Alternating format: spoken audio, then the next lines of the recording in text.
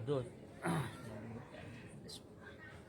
شب معراج سے متعلق صرف دو باتیں میں بتلاتا ہوں. یہاں سے آپ اس کو کلپ الگ بھی کرنا چاہتے تو کر سکتے. رہیں دو. شب معراج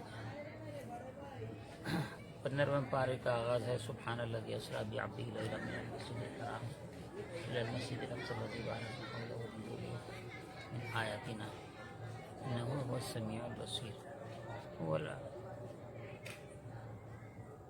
اللہ تعالیٰ نے حضور پاک صلی اللہ علیہ وسلم کو معراج میں عرش پر بلایا, دیدار سے سرفراز فرمایا.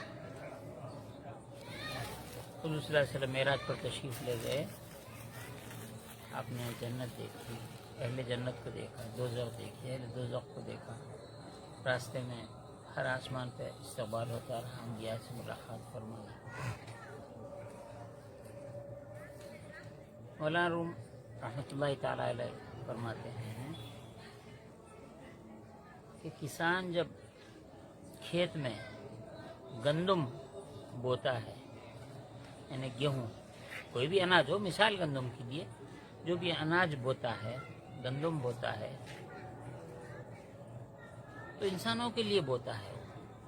کاشت گندم کے لیے ہوتی ہے, لیکن گھاس فری میں آ جاتی ہے, اس کو مفت میں گھاس مل جاتی ہے. اسی طرح تمام اناجوں کا یہی حال ہے. اس کا ارادہ کسان کا اناج بونا ہے تاکہ انسانوں کو غذا ملے. اس کے طفیل میں جانوروں کو بھی غذا مل جاتی ہے, پیدا ہو جاتی ہے. پھر فرماتے ہیں کہ حج کرنے والا حج کی نیت سے مکے کو جاتا ہے, حج کی نیت کر کے مکے کو جاتا ہے. اس کے طفیل میں مکہ بھی نظر آ جاتا ہے, مکے کی گلیاں بھی نظر آتی ہیں, مکے کے رہنے والے بھی دکھتے ہیں, وہاں کے پھل بھی کھاتا ہے, وہاں کی غذا بھی کھاتا ہے. غذا کھانے گیا تھا کیا حاجی؟ نہیں گیا تھا. گلیاں دیکھنے گیا تھا؟ نہیں گیا تھا. وہاں کے لوگوں سے ملنے گیا تھا؟ نہیں گیا تھا. نیت کیا تھی؟ حج کی نیت تھی. تو حج کی نیت کرنے سے اس کو مکہ بھی مل گیا, اہل مکہ بھی مل گئے, وہاں کی نعمتیں بھی مل گئیں. اگر کوئی حج کی نیت نہیں کر کے مکہ شریف, کعبہ شریف کو دیکھنے چلے گیا, حج کی نیت نہیں کرا, وہ مکے والوں سے ملنے چلے گیا, تو کیا حاجی ہو جائے گا؟ حج کے دنوں میں گیا, حج کی نیت نہیں کیا, مکہ گھوم کے آ گیا, دیکھ کے آ گیا, تو کیا حج ہو جائے گا؟ نہیں ہوگا. تو فرماتے ہیں جس طرح حاجی حج کے لیے جاتا ہے تو وہاں وہ شہر جو مکہ ہے اس کو دیکھ لیتا ہے, اہل مکہ کو دیکھ لیتا ہے, وہاں کی نعمتوں کو دیکھتا ہے, گلی کوچوں کو دیکھتا ہے, کعبے کی زیارت کرتا ہے, صفا مروہ دیکھتا ہے.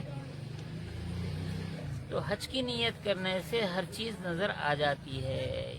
یہ فرما کے کہتے ہیں حضور صلی اللہ علیہ وسلم معراج میں جو تشریف لے گئے اللہ کے پاس, تو اللہ کے دیدار کے لیے گئے, اللہ سے ملنے کے لیے گئے. پہلا آسمان تو رستے میں مل گیا, دوسرا رستے میں مل گیا, تیسرا رستے میں مل گیا, موسیٰ علیہ السلام رستے میں مل گئے, 7 آسمان رستے میں مل گئے, عرش دیکھ لیے, فرش دیکھ لیے, جنت دیکھ لیے, دوزخ دیکھ لیے, دوزخیوں کا حال دیکھ لیے, جنتیوں کا حال دیکھ لیے. تو کیا جنتیوں اور دوزخیوں کے حال دیکھنے گئے تھے حضور معراج میں؟ نہیں, اللہ سے ملنے گئے تھے. اب باقی چیزیں تو سب ضمن میں آ گئی, مسجد اقصی راستے میں آ گئی, ملائکہ اور تمام انبیاء کی امامت آ گئی. تو اصل مقصد اللہ کا دیدار تھا. ایک اب نقطہ ہو گئی میری آدھی تلقین, آدھی بات کر دیا میں. ایک نقطہ ہے, دنیا میں کہیں پھر سننے میں آئے تو پھر میرے سے بولنا, میں اس سے پہلے بولا ہوں. جتنے قرآن میں احکام ہے, فرائض ہیں, سب جبریل امین لے کر آئے.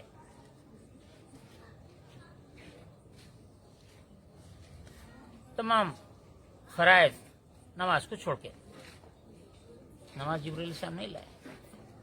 حضور معراج میں گئے, نمازوں کو تحفہ اللہ سے لیے, جبریل السلام نہیں لائے, کوئی فرشتہ نہیں لایا, کوئی مقرب ترین فرشتہ یا سید الملائکہ بھی نہیں لائے.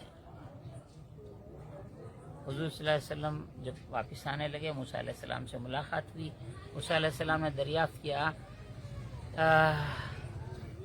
یا سید الانبیاء یا محمد رسول اللہ، اللہ کے پاس سے کیا تحفہ ملا؟